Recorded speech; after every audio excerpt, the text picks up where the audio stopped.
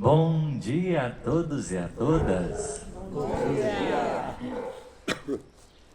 Que privilégio, que honra e que alegria estar aqui nesta manhã, sob a bênção dessas arvorezinhas que nos aconchegam com tanta leveza, com tanta serenidade, construindo um ambiente, como a Raíssa cantou tão bem, que nos faz recordar da presença do Mestre. Talvez naquela época não tivesse de fundo o latido dos cachorros, os carrinhos passando na rua, mas vislumbremos o clima espiritual do Mar da Galileia, onde costumeiramente Jesus proseava com os discípulos, aquela aguinha no fundo, aquele silêncio da natureza bom, que ecoava num clima singular, num clima profundamente singular. E a gente espera que essa manhã seja nutritiva, espiritualmente falando, possa encher os nossos corações de muita vida, para os nossos testemunhos, para as nossas lutas e, o quanto possível, os nossos afetos encarnados e desencarnados possam estar no campo dos nossos sentimentos, sendo lembrado pelos nossos corações. Que a gente possa estar bem juntinho, enxertados todos no amor do Mestre. Eu preparei aqui uma reflexão. O nosso objetivo é falar sobre família. Eu vou me valer de alguns exemplos da obra de Francisco Cândido Xavier, nosso querido Chico. E ele que tinha como costume Uberaba reunir-se à sombra do abacateiro. Espero que o quanto possível, se ele tiver lá um tempinho na agendinha dele, dar uma passadinha, mandar um oi aqui pra gente. A gente vai ficar profundamente feliz, Chico, com a sua generosa atenção, com seu extremado carinho e afeto. Pois bem, ontem, para aqueles que estavam em Taubaté, nós trabalhamos a ideia de pertencimento. E nós vamos recuperar alguns elementos dessa discussão para a gente introduzir o que a gente quer debater sobre família. Porque haveria determinados, diversos pontos para a gente aqui trazer. Mas o nosso objetivo vai ser ainda trabalhar algumas noções de pertencimento. Sobretudo pensando nos nossos desafios da atualidade. Que os nossos lares possam estar enfrentando quando nós olhamos para o mundo atualmente. E nós construímos ali um percurso, reforçando inicialmente, conforme está no Livro dos Espíritos, na questão 766, que o pertencimento ele é uma necessidade natural. Dentro do pensamento divino, da coreografia de Deus, pertencer é uma necessidade vital. Sejamos quem sejamos, ter elos, ter vínculos, estar próximo de outros corações, viver em comunidade, pertencer a uma coletividade, é um ponto fundamental que não teremos como nos furtar. E o próprio mecanismo da vida nos fala disso. Porque para a encarnação acontecer, nós precisamos nos habilitar a pertencer. Porque a vida é um patrimônio comum, desfrutado da relação. É sempre por intermédio das relações que a vida vai se dar. Não por acaso Jesus, no Evangelho de Lucas, vai dizer que o reino divino, ele está não simplesmente no meio, não simplesmente em nós, mas no meio de nós. Como a dizer que o reino divino tem a ver com relacionamento, tem a ver com pertencimento, tem a ver com partilha, tem a ver com dividir. E tudo isso o Livro dos Espíritos vai nos ajudando a pensar, quando vai nos ajudar a refletir sobre sociedade, quando vai nos ajudar a pensar sobre família, a importância desses corações que a partir das suas relações vão se dispondo a construir vínculos. Mas nós sabemos que essa engenharia divina chamada família, ela pode ser vista como uma gambiarra. Por que gambiarra? Porque é uma tentativa, é um empurrãozinho divino ao vincular biologicamente os espíritos de propor uma aproximação. Nem todo laço biológico é um laço espiritual. Nem toda proximidade física é também proximidade psicológica ou espiritual. Isso fica bem demarcado por alguns motivos. Por exemplo, no Evangelho segundo o Espiritismo, na lição Laços de Família, a ingratidão dos filhos e os laços de família, Santo Agostinho vai falar da enxertia divina. Determinados espíritos que às vezes estavam isolados da criação, podem ser postos dentro de determinados agrupamentos de espíritos afins para que ele possa se sentir pertencente. Há aí uma gambiarra divina, há um empurrãozinho divino para que aquele espírito destituído de afetividade, ele possa reencontrar-se de novo nos caminhos do afeto. É uma proposta aonde esse agrupamento vai estar recebendo. E isso pode muito bem ter acontecido conosco, enfim.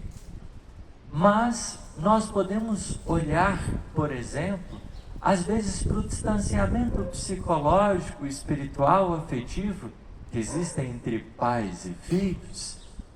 Existe às vezes uma identificação maior com um, uma menor identificação com o outro, ou em outros termos, se olha para um tio, para uma tia, para um primo, para uma prima, às vezes um elo um pouquinho mais distante pode parecer mais perto do que aquele que está dentro da própria casa, porque a gente sabe que o patrimônio da afetividade, ele é uma construção.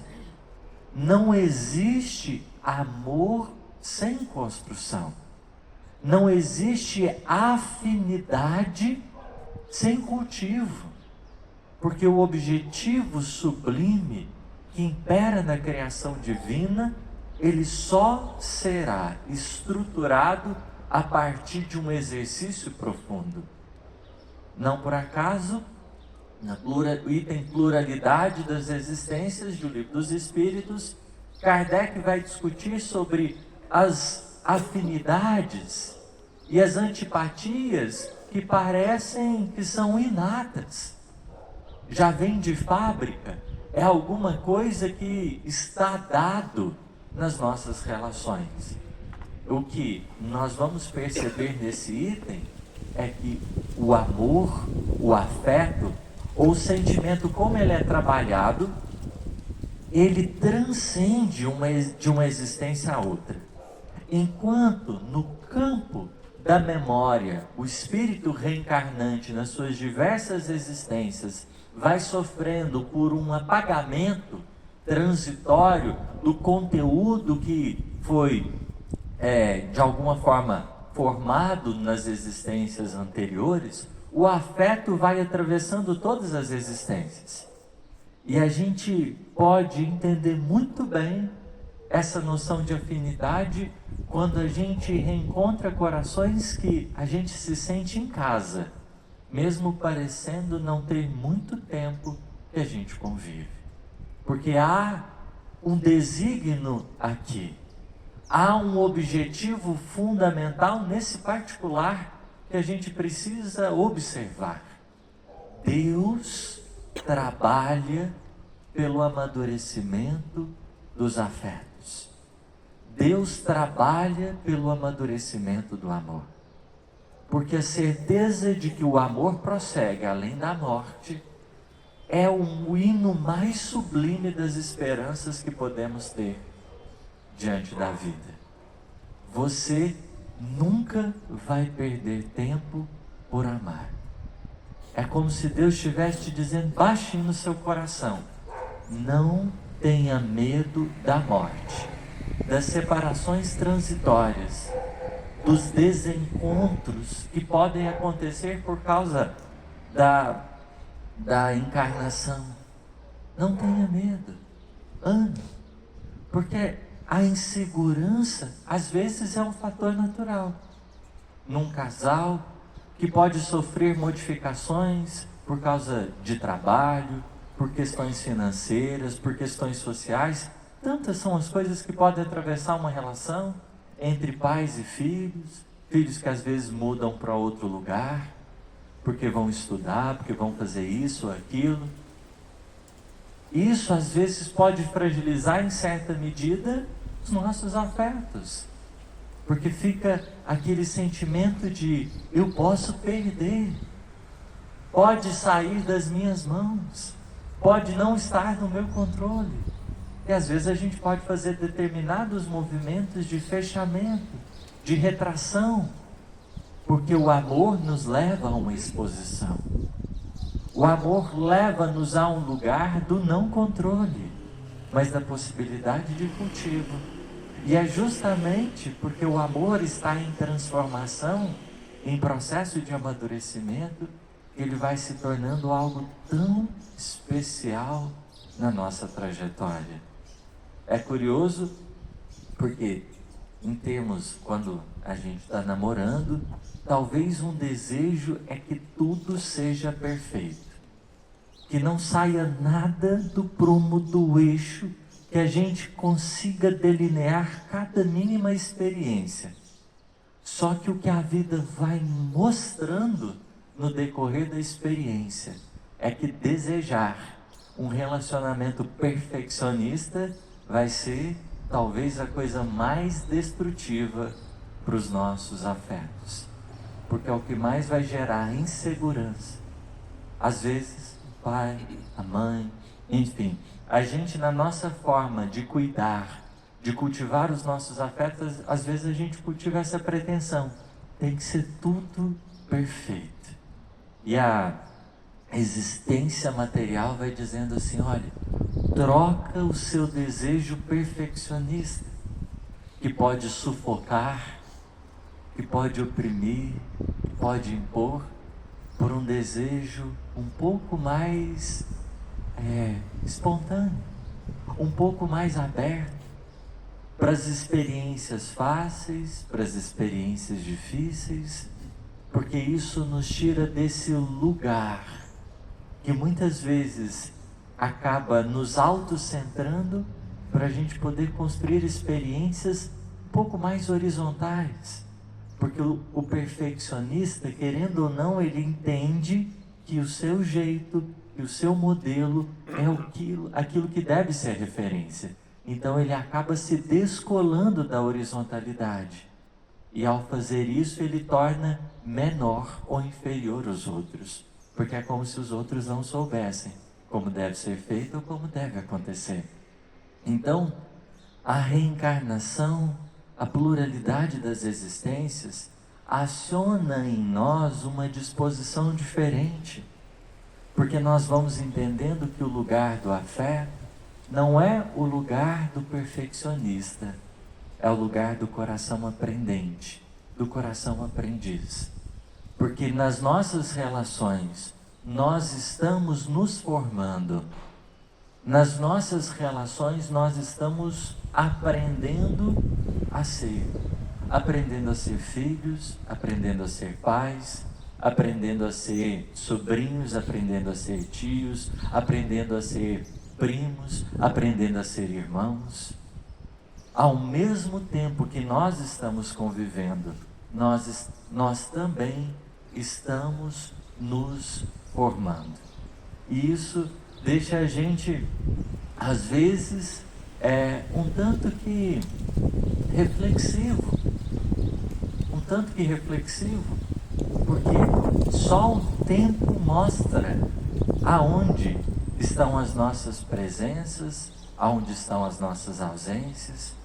Eu, por exemplo, nesse instante da vida, tenho olhado bastante para a relação que os meus pais tiveram comigo e como eu me relacionei com eles. Enquanto criança, enquanto jovem, a gente tem um desafio que persiste na idade adulta, que é de lidar com as emoções, que é de lidar com os sentimentos. Nem sempre pai e mãe têm uma preocupação de ajudar o filho a lidar com as próprias emoções, porque pode ser que eles mesmos não aprenderam isso. Eles mesmos não passaram por esse processo educativo e foram sendo criados de um jeito e acabam reproduzindo as presenças e as ausências. Então é muito natural a gente ver que os pais tendem a repetir esses padrões, porque o nosso coração é de aprendiz. As muitas existências vão nos formando, nos ajudando a formar. Tudo aquilo que a gente vai recebendo vai sendo elemento de cultivo, que vai de alguma forma nos modificando. E a gente recebe impressões muito fortes mesmo. Tem um teórico, o Bowlby, que ele vai desenvolver a chamada teoria do apego. E ele vai nos ajudar a perceber que apego aqui não no sentido ruim, da ideia de posse, mas é a ideia de pertencimento. Ele vai nos ajudar a perceber que, da maneira que nós fomos criados, as nossas referências de afeto, elas se desenvolvem. Então, se por exemplo, quando eu era criança, quando eu era bebê, eu tinha necessidade, eu apresentava ali, estava chorando por causa de alguma coisa. Se os meus pais souberam atender as minhas necessidades, se eles souberam ser presentes no meu caminho, a gente tende a desenvolver um apego seguro. Quer dizer, eu sinto que nos meus momentos de carência, que nos meus momentos de necessidade, eu fui confortado. Então existe um sentimento de segurança, não de falta. Mas se eu não tive, se por exemplo a criança ficou lá chorando, e aí o pai ou a mãe falou assim, na hora que essa criança parar de chorar, eu vou lá e pego ela. O que é criança, o que o bebê imagina você, espírito reencarnante? Você não sabe ficar nem em pé direito, nem sentar se dá conta. Você tem uma necessidade. Quais são os seus mecanismos de comunicar que você precisa? Nessa hora, você vai falar assim, papai, mamãe, providência divina mandou eu desse jeitinho aqui, desculpa, mas nesse instante eu preciso de mais de você. Sei que você queria dormir, você queria descansar, que você não está tendo tempo agora, que eu dou trabalho e tudo, mas eu careço muito. Ele não fala articuladamente, verbalmente a sua necessidade, mas ele manifesta no choro. E nesse instante, o que acontece? Se a criança, ela entendeu que ela não teve, que ela precisou dar conta sozinha, ela pode desenvolver o quê? Um sentimento de autossuficiência. É o que ele vai chamar depois de apego evitativo.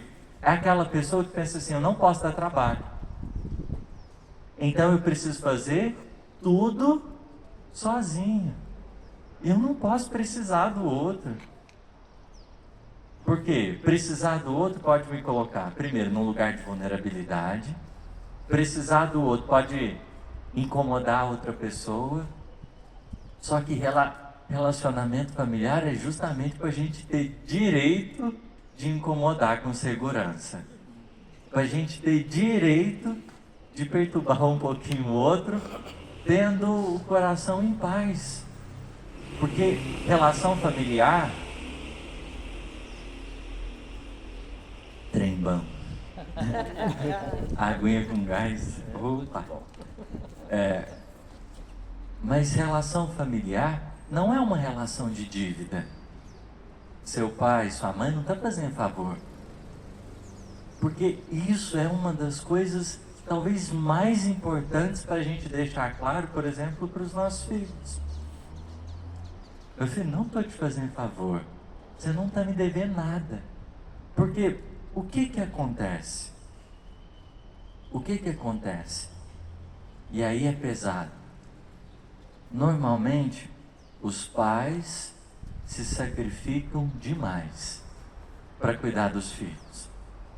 Só que às vezes esse sacrifício, ele não vai sendo bem processado na alma. E aí chega um momento que tudo que você fez, parece que você começa a cobrar. E aí a gente tem uma coisa chamada boleto emocional. Boleto emocional. Que aí você chega um dia para o seu filho, para sua filha, você chega em algum momento para alguém que você está cuidando, vamos pensar dessa forma, e aí você vai apresentar o quanto a pessoa está devendo. E a pessoa chega para você e fica assim, uai, não estou devendo. Como assim? Tá, o reloginho, o taxímetro estava rodando nesse tempo todo de cuidado, porque aí a gente passa em alguma medida a cobrar tudo aquilo que a gente fez. Isso às vezes é um processo até inconsciente que a gente não se dá conta, porque aí a gente olha e pensa assim, mas eu estou fazendo isso, estou fazendo aquilo, estou me dedicando nesse ponto para você ter isso, para você ter aquilo, e você não valoriza, você não aproveita. Só que aí cabe a gente pensar, o quanto das cobranças paternas e maternas falam das ausências que eles tiveram em relação aos próprios pais, e que agora eles estão direcionando para os próprios filhos. Porque eles queriam ter tido isso, queriam ter tido aquilo e não tiveram, eles estão proporcionando as suas ausências para os filhos, mas isso também a reencarnação nos ajuda a pensar. Livro dos Espíritos, e tem pluralidade das existências. O corpo procede de outro corpo, mas o espírito não procede de outro espírito. Lidar com a singularidade de um ser é difícil, porque a história espiritual dele pode ser totalmente diferente da sua. A história espiritual dele pode não ter nenhum ponto, talvez de ligação mais direta com a sua. Ou ele pode estar em outro momento evolutivo. E é onde a gente queria trazer aqui alguns exemplos. Para a gente poder pensar nessa dimensão, né, da individualidade, da singularidade dos seres, que têm um direito de se construírem, de viverem, de pertencerem, de compartilharem. Nós não devemos nada. As relações entre os espíritos, elas não são relações de débito, são relações de cultivo, porque não tem a ver com eu estou devendo e agora eu preciso pagar, porque a gente nunca vai dar conta de pagar o que a vida faz pela gente. A gente sempre vai receber mais do que poder oferecer. E isso é natural. Isso é natural do processo. O que a gente precisa fazer é sustentar o fluxo da vida, construir as nossas relações como um campo de estímulo perene. Mas vamos pensar aqui em alguns exemplos que falam dessa singularidade. O primeiro exemplo, vamos resgatar o nosso querido apóstolo Paulo.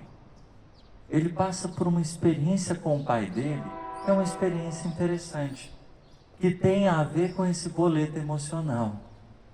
tem a ver com esse boleto emocional. O apóstolo Paulo, de origem religiosa, de formação judaica, hebraica, ele vai passar pela transformação em termos de crença, de aptidão, e ele vai começar a enxergar a vida sobre um outro paradigma.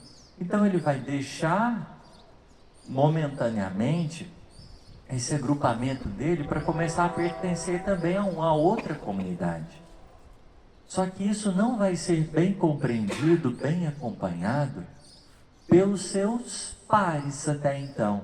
Os amigos vão abandoná-lo, ele vai passar por um processo de difícil de exclusão, de solidão, onde vai doer demais o fato de não ser compreendido. É uma coisa fundamental nas nossas relações, compreensão. Porque a compreensão é, você tem a sua trajetória, eu tenho a minha trajetória. Momentaneamente a gente se encontrou. Eu não preciso querer que você siga meus passos, nem eu seguir os seus. Mas o que eu tenho eu posso te entregar, e o que você tem você pode me entregar. Isso é compreensão. É quando a gente oferece da nossa bagagem afetiva, de formação, mas sem impor ao outro. Aonde esse outro ele pode olhar para a nossa bagagem, fazer uma separação daquilo que pode ser-lhe útil ou não, para poder continuar a sua trajetória também.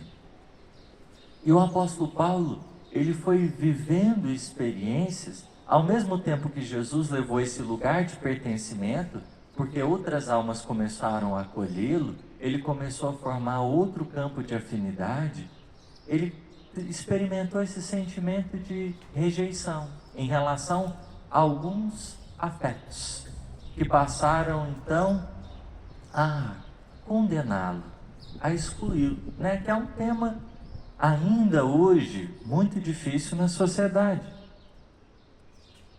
Questão de bullying, enfim, que a gente tem, de preconceitos, porque isolar as pessoas, porque elas estão passando por transformações na forma de pensar, de sentir a vida, é um ato talvez mais cruel que a gente possa oferecer. É o ato mais cruel que a gente possa oferecer. E a gente vai tratar disso no próximo, no exemplo que a gente vai dar. No próximo não, no último exemplo que a gente vai dar. Mas o apóstolo Paulo chega, né, ele vai passar por um período assim, um pouco mais difícil. Depois que ele sai da casa do caminho, ele vai ser orientado por Simão Pedro a buscar o pai dele, para que ele pudesse se reencontrar em família. Só que quando ele volta para a família dele, para o pai dele, o pai já sabia do que estava acontecendo. A fofoca já tinha espalhado. E chegou nos ouvidos do pai que ele tinha se tornado cristão. Vamos imaginar que o pai dele era extremamente rigoroso. E esse é um cuidado que a gente precisa ter. O nosso nível de rigor em relação às coisas. Porque o maior risco da gente, na evolução espiritual, é a gente se tornar inflexível. Esse é o maior desafio.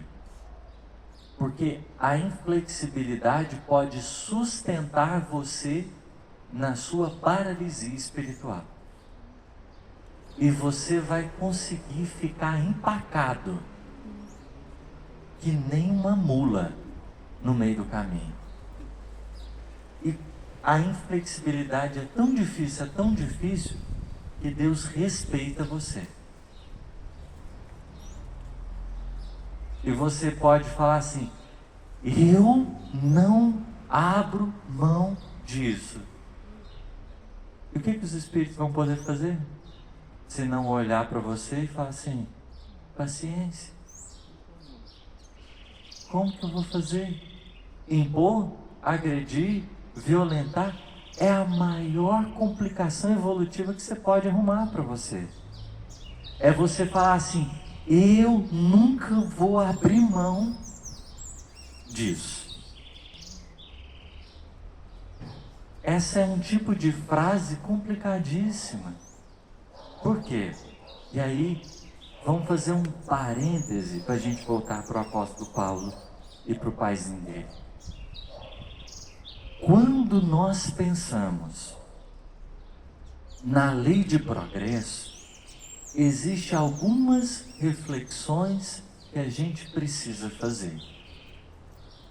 A principal delas é o seguinte: a lei de progresso, ela traz consigo um pedido de Deus: não seja inflexível.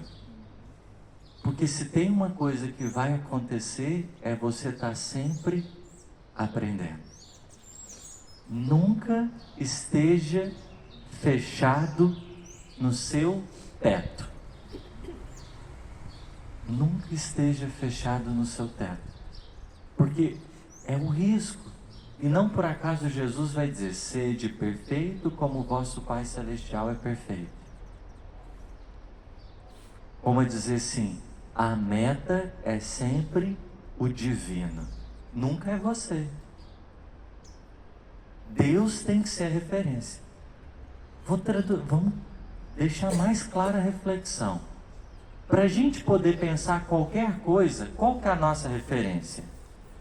É o que era antes ou o que vai vir depois? O que era antes ou o que vai vir depois? É o mundo celeste ou é o mundo primitivo? Então, olha para vocês verem a qualidade disso. A nossa frase: mas antigamente era assim. Deu para perceber? Qual que é a nossa referência? Mundo primitivo.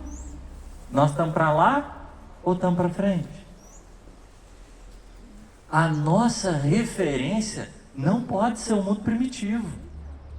Não pode ser a caminho do que foi para trás. A nossa referência tem que ser para frente. Isso é uma reflexão espírita que Kardec deixa muito claro quando na Gênese ele fala do caráter progressivo da doutrina espírita. Porque o que ele está querendo dizer ali? A referência nunca é atrás, é sempre na frente. Então isso é para a gente repensar, às vezes, essa postura que a gente tem. E nós estamos falando isso com todo respeito. Porque como nós estávamos organizados em sociedade, como as relações se davam, foi um tempo bom. Que a gente honra, que a gente agradece, que a gente reconhece o valor disso tudo no seu lugar. Só que existe um exercício espiritual para a gente poder fazer, que é: nós estamos a caminho dos mundos celestes. No dizer de Jesus, é chegado a vós o reino dos céus. O que Jesus está propondo? A referência é sempre para frente. É sempre aonde nós chegaremos. Aonde nós chegaremos. Porque às vezes o nosso desejo muito particular, e a gente respeita isso, é falar: mas o nosso mundo hoje está perdido. Olha como as coisas estão. E eu não estou dizendo que está tudo certo. Emmanuel tem uma mensagem que ele vai dizer que esse instante presente é como se a gente estivesse olhando para uma casa em reforma. O que é uma casa em reforma? Vamos pensar junto. A casa em reforma é aquela que você mora dentro durante a noite e durante o dia os pedreiros estão trabalhando. Que você tira as coisas de um lugar, amontoa tudo no outro, porque aonde está sendo trabalhado não dá para ninguém ficar por causa da poeira, enfim, tudo mais. Então Emmanuel vai dizer assim, que nós temos nessa casa em reforma valores que estão consolidados e que não podem se perder. Mas existem outras coisas que vão mudar. A exterioridade pode mudar, mas a interioridade precisa conservar-se. Então, por exemplo, nós estamos hoje num momento que nos cabe olhar e falar assim: a família é o núcleo fundamental da vida. Isso é uma proposta espírita que a gente vai trabalhar com ela, continuar trabalhando ad infinito. A família sempre vai ser esse núcleo fundamental. Mas como a família vai se configurar? Será que a família tradicional vai ser o único jeito? Ou vão existir outras propostas de relação, de afeto, que a gente vai ter que olhar com mais carinho, com mais cuidado e com mais respeito? Porque nós estamos caminhando para onde? Para trás?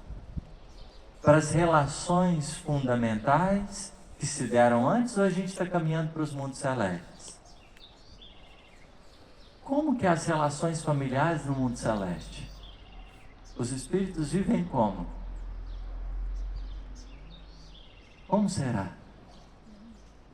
É um homem, uma mulher e os filhos? Como será a questão de gênero lá no mundo celeste? Será que os espíritos olham assim, falam, sou homem, olha para outro, você é mulher, e aí eles se pertencem? Os espíritos têm sexo? Questiona Kardec. Os espíritos não têm sexo, como compreender isso? Para eles, qual que é a referência? Simpatia e afinidade. Como devem ser as famílias no mundo celeste? Qual é o critério? Simpatia e afinidade. Ah, mas exteriormente é desse ou daquele jeito? Qual que é o critério? Simpatia e afinidade. Ah, mas simpatia e afinidade.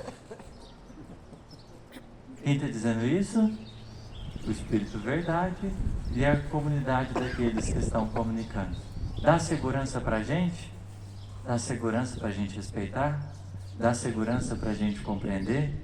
Dá segurança para a gente perceber que a nossa referência vai ser sempre mundo celeste. Não mundo de prova e expiação. Não mundo primitivo. Agora não é o momento da gente se ancorar em certeza e falar assim, é desse jeito e pronto. Gente, nós não temos juízo. Nem um tiquinho. Falta muita maturidade para a gente chegar nesse momento de evolução espiritual e falar assim, olha, é desse jeito e pronto. Como a gente brincou ontem, questão 625, está o nosso nome lá? Eu acho que não. Então cabe-nos reavaliar alguns pontos fundamentais, porque a reflexão espírita, ela vai sustentar a gente num paradigma que é do Espírito. Emmanuel vai escrever um item, salvo engano, na obra Emmanuel, chamado A Era do Espírito. Porque nós não podemos tomar como base o corpo. Não pode ser um paradigma biológico. É também biológico, mas não pode se restringir ao corpo. Não pode se restringir a questão de crença. Não pode ter nenhum elemento exterior determinando.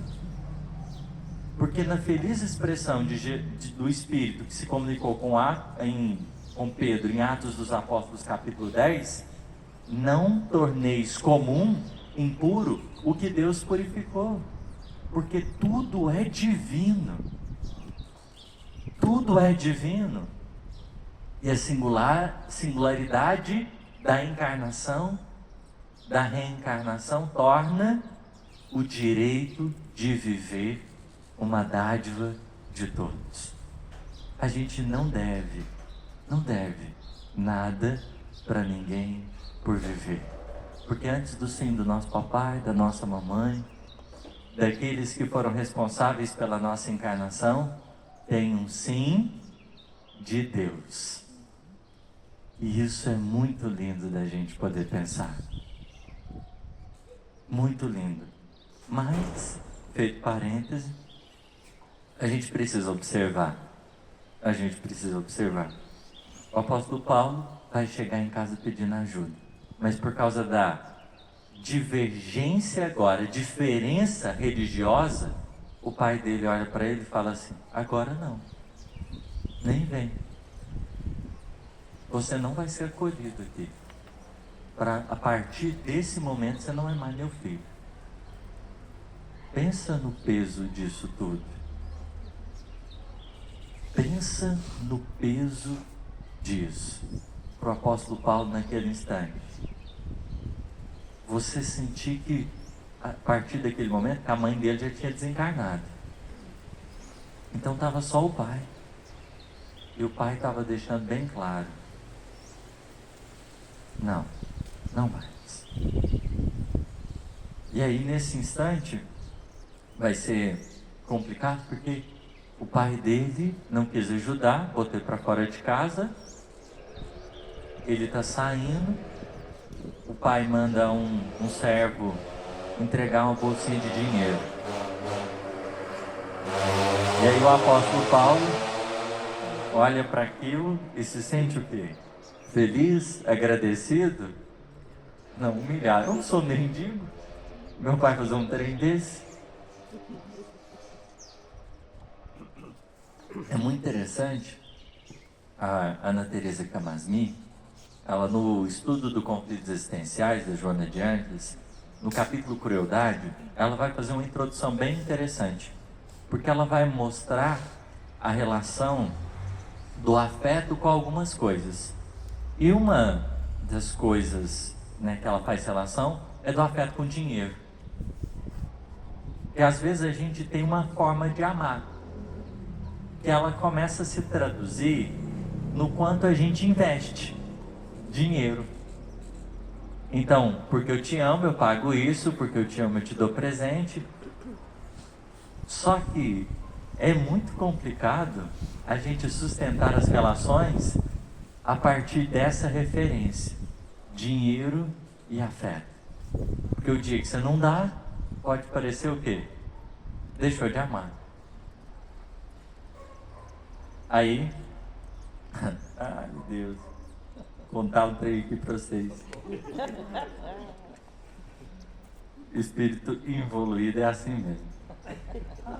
Eu tinha 18 anos, 19 na verdade. Eu queria ganhar um carro. Humilde demais o menino, nossa senhora. Só que era o quê? Um carro novo. Eu queria um carro 0 quilômetro, do jeito que eu sempre sonhei. E aí, o meu paizinho, em termos de condição financeira, ele tem menores do que a minha mãe, vamos dizer assim, né? E o meu pai falou assim: olha, eu posso fazer isso. Meu pai foi no limite das forças dele e contribuiu. Aí eu fui para minha mãe. Porque minha mãe tinha mais um tiquinho de condições, o que eu pensei? Agora acaba de chegar no lugar, né? Deu certo? Minha mãe falou assim: eu só posso te ajudar em tanto. Dava para comprar o carro novo? Não dava. Pensa numa pessoa que ficou desnorteada. Pensa numa pessoa que ficou desnorteada. Eu acho que um dos episódios de maior desequilíbrio interno que eu já tive. Por causa que a minha expectativa era gigantesca. Gigantesca. Mas está dentro desse escopo. Relação dinheiro e afeto. Então você não me ama? Porque você não está me dando? Porque você não está me presenteando com aquilo que eu queria? É uma relação estreita, que a gente precisa aprender a desconstruir ela desde cedo. Porque se o seu nível de afeto for demarcado pelos presentes, se o seu nível de presença for demarcado pelo dinheiro, infelizmente, o outro ele vai entender. E você só o ama se você dá. Se você dá. Se você deixar de dar, acabou. Existe um abismo psicológico, emocional que pode se formar a partir daí. Mas isso faz parte, é um desafio do nosso momento presente. Por quê? Porque os pais estão cada vez mais ocupados. E qual tem sido o meio de mostrar que eles estão presentes? É no presente, é numa viagem, é nisso, é naquilo. Então, como que a criança nasce entendendo afeto? Como que ela vai entendendo que ela é amada? Ué, se o meu pai me der trem, e aí penso o seguinte: o nível de necessidade de uma criança, de um jovem hoje, não é o mesmo de antes. E não dá para comparar. Antigamente tinha nem computador. O luxo era o quê? Uma mobilete? Era um trenzinho assim, e falava, nossa, isso aqui é o tchan da época. É o top. Não tem comparação.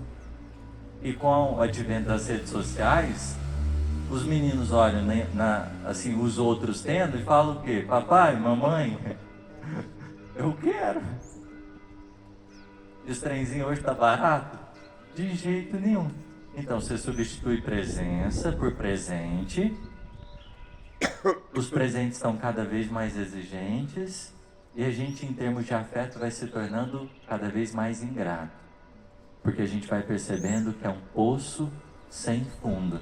Porque nós vivemos numa sociedade consumista. Que as coisas, elas são programadas para não serem úteis. Então o campo das nossas necessidades vai se tornando mais desafiador. Pensa daqui a uns tempos. O desafio do afeto. Tanto que vai ser muito mais expressivo. Os cabecinha branca que já está preparando para reencarnar de novo, já está em processo de planejamento das próximas. Imagina a gente receber vocês de novo, as demandas de afeto que vão existir em face do campo de necessidades exteriores que a gente vai ter. Coisas para a gente pensar enquanto espíritos imortais. Porque a roda da vida é assim, né? Você já vai desencarnando já com o negócio no gatilho. Apesar de que o número de filhos hoje por família tem diminuído. Porque a gente inventou uma ideia ruim de que filho custa. Olha para você ver. Como que vai ser difícil a gente encarnar? Porque a primeira coisa, e a gente não está dizendo que não é importante, porque pelo amor de Deus, irresponsabilidade não é uma postura madura. Mas pensa, o primeiro fator de afeto para você poder gerar um novo corpinho para que possa habitar ali uma nova vida, qual que é? Dinheiro. O que a gente já está deixando bem claro para o filho? Você vale o quanto eu invisto em você. Pesado, não é? Porque a gente precisa tomar cuidado com os discursos. Criar um filho tem os seus impactos, tem os seus desafios, tem as suas demandas, mas não é caro. Não é caro, é trabalhoso, é desafiador. Mas é uma experiência de vida, formadora do que nós somos, formadora dessa coletividade, desse sentimento de comunidade, porque é justo nós pensarmos o quanto as nossas relações valem e não quanto elas custam. Porque se a gente caminhar desse jeito, infelizmente, né, nós vamos acabar nos distanciando uns dos outros. E vamos construindo esses boletos emocionais, que eles são muito mas muito caros mesmos. Porque a pessoa que cobra normalmente é um coração que está esvaziado. É um coração que já carrega consigo as dores. E ele só está exteriorizando o nível de desconforto que ele está interiormente, porque está insuportável. Então, pensarmos, será que um dos objetivos fundamentais da era do Espírito é pensarmos em construir mais memórias espirituais, afetivas uns com os outros? Porque se o seu filho puder contar com um pouquinho mais de presença sua, o que ele vai entender? Que o afeto ele não está necessariamente ligado ao que ele ganha ou deixa de ganhar. Porque ele vai ter experimentado a segurança de entender que ele pertence. Então, ganhar ou não ganhar vai para um outro lugar. Vai para um outro lugar. Vai para uma relação que tem a ver com as possibilidades, mas não com aquilo que é primordial e fundamental dentro desse contato um com o outro. Mas observemos que aqui o dinheiro foi um fator de desequilíbrio para o apóstolo Paulo. E Jesus vai trabalhar com ele no coração, porque o que Emmanuel vai deixar bem claro é que Paulo entendeu o desafio que ele estava passando naquela hora, né? Emmanuel diz assim, na hora que o servo chega com a bolsinha de dinheiro: Saulo experimentou no íntimo a revolta do homem velho. Imaginou invocar a própria dignidade para devolver a dádiva humilhante. Então, tipo assim, não preciso de você não. Foi o que eu fiz, viu, gente? Não preciso de você não, mãe. Eu dou conta sozinho, dou não. Eu preciso. Porque é bonito da vida, né? A inflexibilidade, a rebeldia, são fatores para a gente quebrar a cara. E depois a gente volta assim, rabinho entre as pernas, aquele olharzinho de gatinho. Então, mas é difícil, porque episódios de rebeldia, de inflexibilidade, eles são episódios que deixam a alma muito machucada. E há uma tendência muito grande da gente se tornar agressivo, violento, por não saber lidar com tudo isso. Assim procedendo, olha o que o Paulo pensou na hora: ensinaria ao pai que ele era filho e não mendigo. Olha que descrição interessante de Emmanuel, né?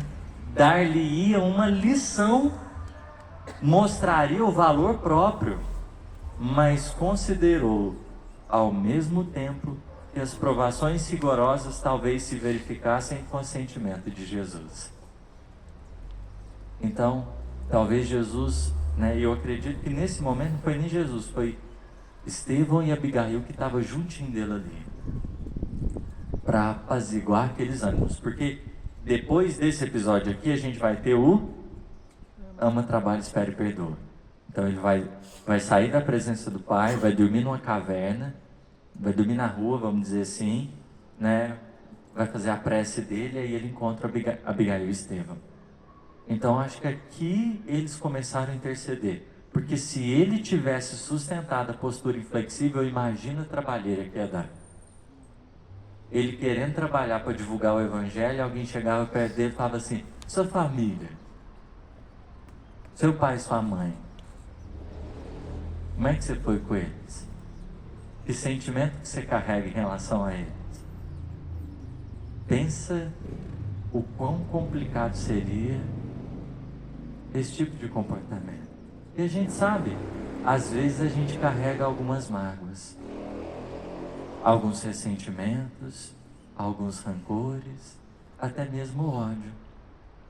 E cabe a gente pensar: quanto tempo mais a gente vai continuar mantendo essas feridas da alma, que doem e comunicam às vezes: olha, está na hora de pensar um pouquinho mais. Porque se o outro foi injusto, se o outro errou, não estamos discutindo isso. Maturidade é reconhecer onde está errado, está tudo bem isso, faz parte. Mas a questão é, a gente pode fazer esse percurso de volta para si olhar, para se perceber e entender essa dor. Que necessidade que eu tinha e que o outro não me atendeu? Eu preciso aprender a ser também meu pai e minha própria mãe. Eu preciso aprender a me maternar e me paternar, para que na hora que eu tiver uma ausência do lado de fora, eu me cuide do lado de dentro. Isso nas nossas diversas relações, porque a nossa criança ferida fala, pedindo o espaço de cuidado e de atenção. No fundo das nossas angústias, essa criança fala assim, eu preciso disso. E é justamente no desenvolvimento dessa postura paterna e materna conosco mesmo, eu posso olhar para o meu mundo interno, cuidar da minha alma nas suas necessidades, que a gente vai, em alguma medida, confortando o nosso coração. Aqui, o apóstolo Paulo foi entendendo o valor daquela experiência. Ele precisava do Pai. Aconteça o que acontecer, a gente nunca vai deixar de precisar do outro. Porque fechar essa portinha e falar assim, de você nunca mais, é um tipo de movimento que talvez nos deteriore, nos destrua, e que vai deixando muito pesado aqui dentro.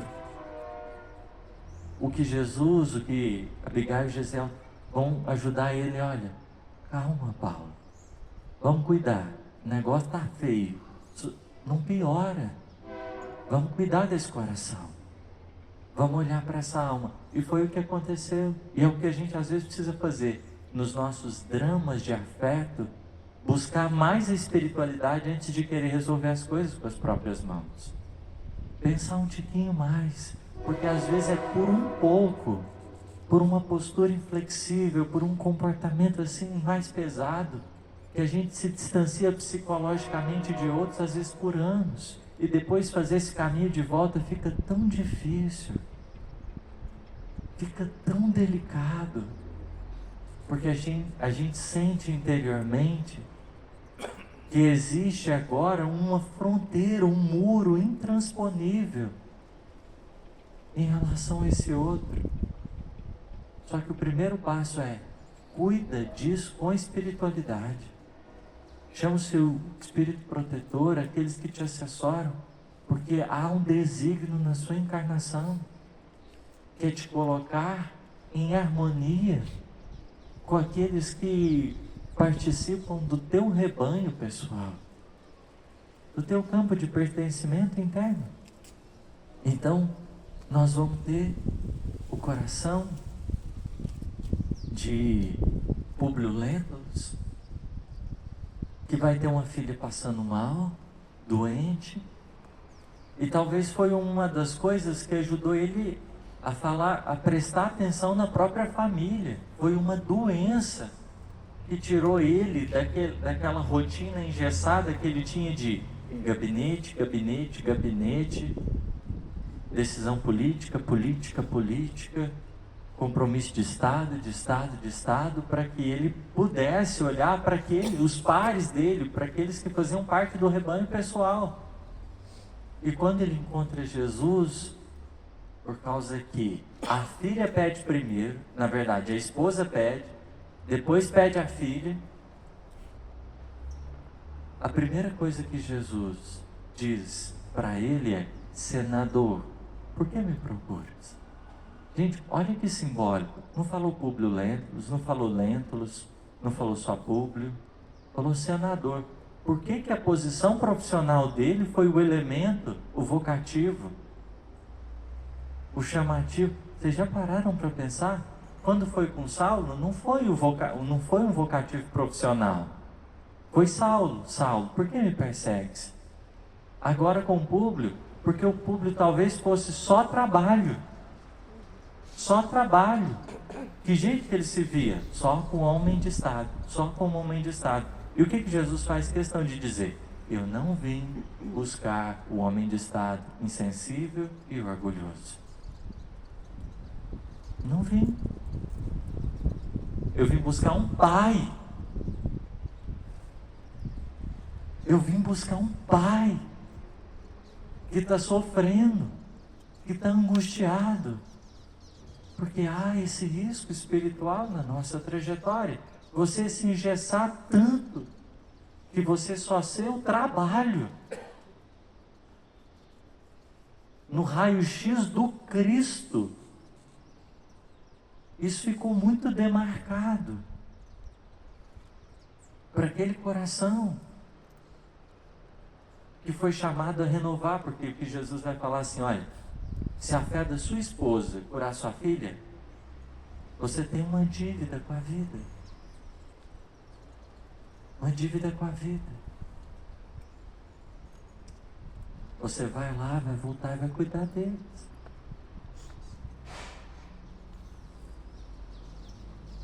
E ele vai voltar, cabeçudo que era, não vai reconhecer que recebeu, não vai reconhecer que foi ajudado, vai achar que eram os deuses, ele vai continuar distanciado psiquicamente de quem? Da Flavinha, do pequeno Marcos, da esposa,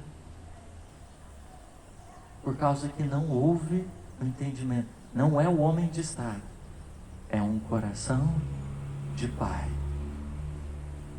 É um ser afetivo. Não é simplesmente um ser social nas suas obrigações. É uma alma afetiva, que tem os seus elos, tem os seus laços e precisa se cuidar. Precisa cuidar do outro. Que está nessa relação de pertencimento e não simplesmente de dever. E por último, para a gente terminar, o exemplo de Célia. Célia Lúcius, todo mundo conhece, 50 anos depois. Ela estava dentro, imagina um espírito superior encarna dentro de uma família menos evoluída. Que trabalheira que dá. Imagina a sociedade romana daquela época, estritamente tradicional. Estritamente tradicional. E nada, nenhum problema com família tradicional. Eu vim desse lugar e agradeço muito. Eu honro o que a vida me propiciou. Não como uma dívida, mas como uma dádiva. Mas ela não vai ser compreendida também. Porque ela adota não os princípios romanos, mas ela adota os princípios cristãos e passa a viver. Então o pai dela achava que ela não podia conviver com gente pobre, com pessoas de menor condição social. Ela trocava de roupa, vestia roupa de serva para sair, para ter contato com as pessoas mais simples. E trabalheira, imagina se cair na sua família, um netinho seu, ele é um tiquinho à frente, que trabalheira que vai dar para você, e você vai ter que olhar e falar assim, mas peraí, eu preciso tomar cuidado para não estragar, para não traumatizar.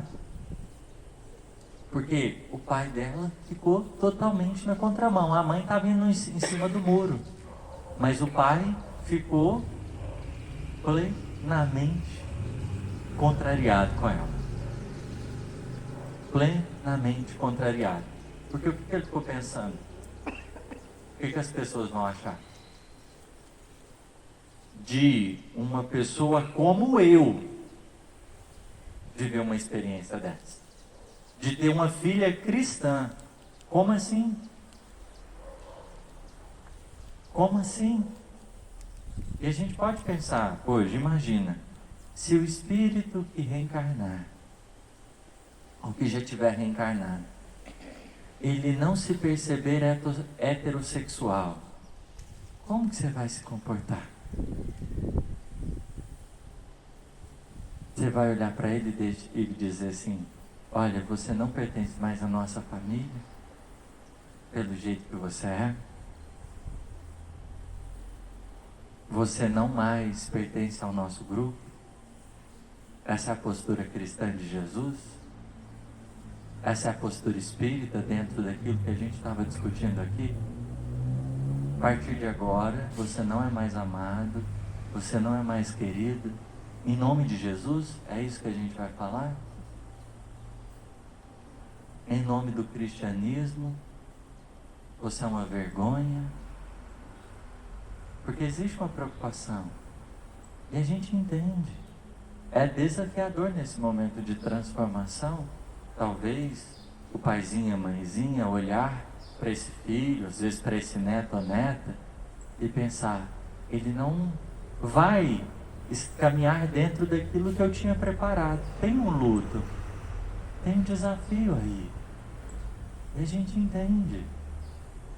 E existe um trabalho interno para ser feito, de acolhimento, de respeito, porque depende do tempo e da paciência. Nunca tem violência. Mas olhar para esse coraçãozinho e falar, olha, Deus te deu o direito da vida. Antes do meu sim, tem o sim dele. E se ele te deu o direito de construir a sua história, tenha certeza que você vai se amar. Independente da exterioridade. Porque o que mais vai ser importante para mim vai ser o quanto eu te amo.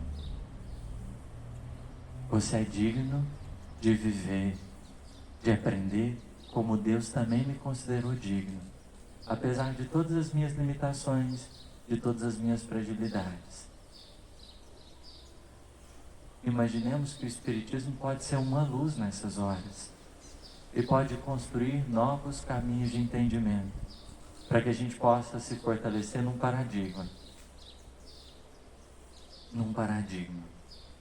Não mais o da matéria, porque no dizer de Emmanuel, não é o sinal morfológico, não é a genitália que vai definir o espírito.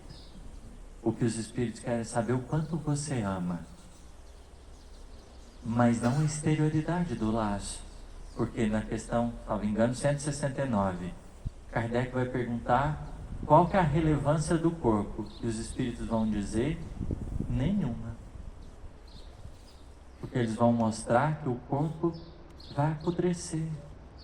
Mas vai ficar a experiência do afeto. Porque o trabalho de Deus é para o amor. Aquela filha, Célia, teve muitos desafios, porque ela se relacionava, por exemplo, ela gostava de um escravo. Ela era uma romana. Já pensou? Às vezes os pais querem controlar com quem os filhos vão namorar. Antigamente era mais comum, né? Já era tudo arranjadinho, certinho. Ó, você vai vir, já tem o plano de negócio aqui, já está feito. Os dotes já está posto, a consultoria já está formada, já sabemos o prognóstico aqui, já tem casa, isso, tudo aquilo. Mas o coração dela apontava para uma outra direção. E foi difícil entender. Tanto que ele vai ser expulso, o Ciro vai ser expulso da convivência por causa da condição social dele. Já imaginou? Eram valores da época. Mas como a gente está dizendo, o nosso paradigma tem que ser o mundo celeste. Não o mundo primitivo, não o mundo de pró-expiação, sempre o mundo celeste. Se o nosso pensamento, por assim dizer, foi espírita, sustentado por esse ideário da lei de progresso, ela vai passar ainda por uma situação mais humilhante, porque ela vai tentar ajudar a mãe numa trama, a mãe vai tentar ser incriminada de traição, num cenário assim muito deprimente, e para a mãe não ser culpada, ela assume a responsabilidade. E aí entende-se que ela teve uma gravidez na adolescência. Uma gravidez na adolescência. Fora de um casamento. Pior ainda, imagina como a sociedade ia pensar. O Elvídio Lúcio, que era o pai, queria matar ela. Porque ela desonrou. Imagina, gente, se o livro, 50 anos depois, termina naquele momento com a morte da Célia. Com a morte de um coração que só estava tentando ajudar, mas que assume responsabilidade. Mas pode acontecer também gravidez na adolescência. Eu vim de uma, e eu sou muito agradecido pela vida. Porque o meu pai e minha mãe fizeram tudo que poderiam fazer. Nas suas potencialidades e limitações, eles entregaram o que poderia entregar. Foi difícil? Foi. Poderia ter tido um outro momento? Poderia. Estava apressadinho para vir? Aproveitei. Aproveitei a oportunidade. Tchupi. Pulei lá de cima. Acabou dando certo. Mas a gente está num momento que a gente precisa entender que o aborto não é uma solução.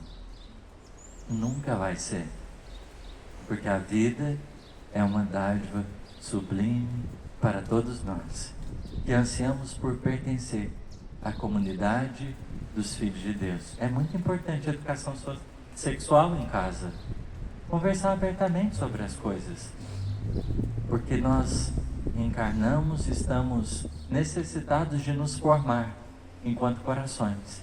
Precisamos aprender sobre os diversos temas, reaprender sobre os diversos temas, olhar sobre uma nova ótica, masturbação, sexo, relacionamento, energia sexual, entender tudo isso, porque o fruto desse não cuidado tem gerado uma sociedade cada vez mais sensualizada, que adotou muitas vezes, posturas relacionadas à pornografia, que invade os diversos setores, até da criança, hoje, até os adultos, os mais velhos, enfim, porque a gente não aprendeu a lidar com essa força, a gente não aprendeu a compreender essa energia, que às vezes a gente foi por outros meios, mas o quão é importante, talvez desde cedo, ficar bem claro, nós temos potenciais de vida.